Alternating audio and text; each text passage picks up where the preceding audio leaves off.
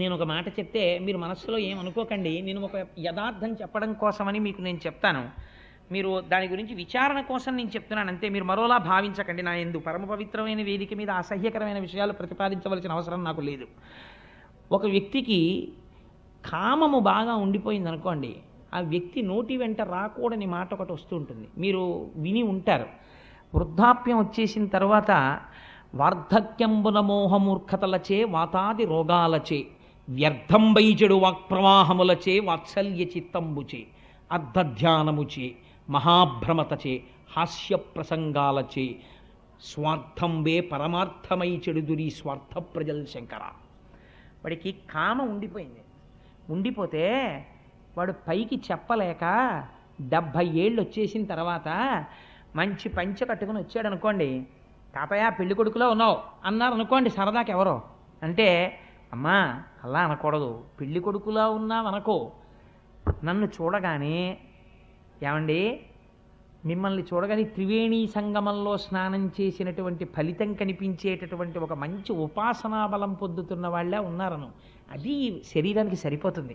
ఇంకా నేను పెళ్లి కొడుకునేమిటమ్మా అందవాడు. వాడు ఏమంటాడంటే నాకు పిల్లనిచ్చేవాళ్ళు ఎవరు అంటారు. అంటే వాడికి ఎంత కడుపులో బాధ ఉందో చూడండి. అంటే 80 ఏళ్ళు వచ్చాయి వాళ్ళు అలా అన్నారేమిటి నన్నని వాడు బాధపట్టలేదు. నిజంగా నేను పెళ్లి కొడుకులా ఉంటే పిల్లని ఎందుకు ఇవ్వరు, హాయిగా వాళ్ళు సంబంధాలు చూస్తారేంటి, తాతగారు మీరు చేసుకోండి అని తీసుకొచ్చి నాకు ఇవ్వచ్చు కదా అని వీడికి కడుపులో బాధ. ఈ బాధ ఉంటే ఏమవుతుందని చెప్పిందో తెలుసా అండి శాస్త్రం? వీడు పైకి చెప్పలేడు, అదొక ధూర్తతనం వచ్చేస్తుంది వృద్ధాప్యంలో. కానీ అది సావదు కామం.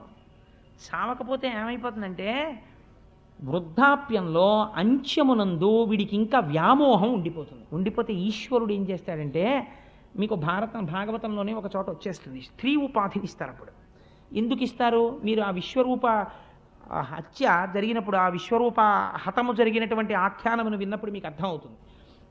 అందులో స్త్రీ స్వరూపాన్ని ఇస్తారు. ఇచ్చిన తరువాత ఈ స్త్రీ యందు ఎటువంటి బుద్ధి కలుగుతుందంటే వెలయాలికి ఉండేటటువంటి బుద్ధి కలుగుతుంది. ఎప్పుడూ కూడా కామముతో తిరుగుతుంటుంది. రూపము ఉండి 10 మంది పురుషులను ఆకర్షిస్తుంది.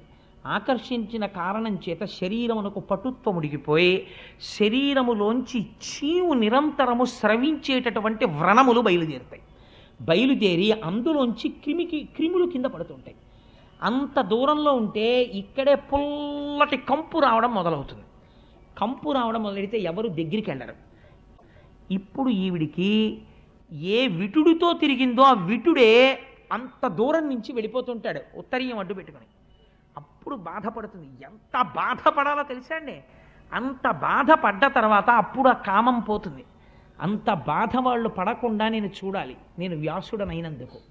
కాబట్టి వీళ్ళు, నేను కేవలము కామము గురించి మాత్రమే చెప్పాను, అర్థం గురించి నేను చెప్పలేదు ఇంకా. కానీ ఇలా వీళ్ళు ఎన్ని జన్మల నుంచి బాధపడుతున్నారో. కాబట్టి ఇది ఉత్తర జన్మకి వెళ్లకుండా ఆపేదొకటి నేను వీళ్ళకి ఇవ్వాలి. కాబట్టి వ్యాస నువ్వేమి ఇవ్వాలో తెలుసా? భగవద్భక్తికి సంబంధించిన విషయం అందించు. వాడు తెలిసో తెలియకో వచ్చి విన్నాడు. విన్నంత మాత్రం చేత ఈశ్వరుడు ఏం చేస్తాడో తెలుసా అండి? వీడు భాగవతం విన్నాడని ఖాతాలో రాస్తాడు. రాసి హీనోపాధిలోకి వెళ్ళిపోకుండా ఈ ఫలితాన్ని అడ్డుపెట్టి మంచి జన్మ వైపుకి తిప్పుతాడు. భాగవత శ్రవణం ఒకనాడు ఒక ఉత్తముని యొక్క ఇంట్లో పుట్టి భగవద్భక్తి వైపుకి మారుస్తుంది. అందుకని ఒక మంచి మాట చెప్పు తప్ప నువ్వు మళ్ళీ అర్ధకామముల గురించే మాట్లాడితే కావ్యమునకు ప్రయోజనమేమి?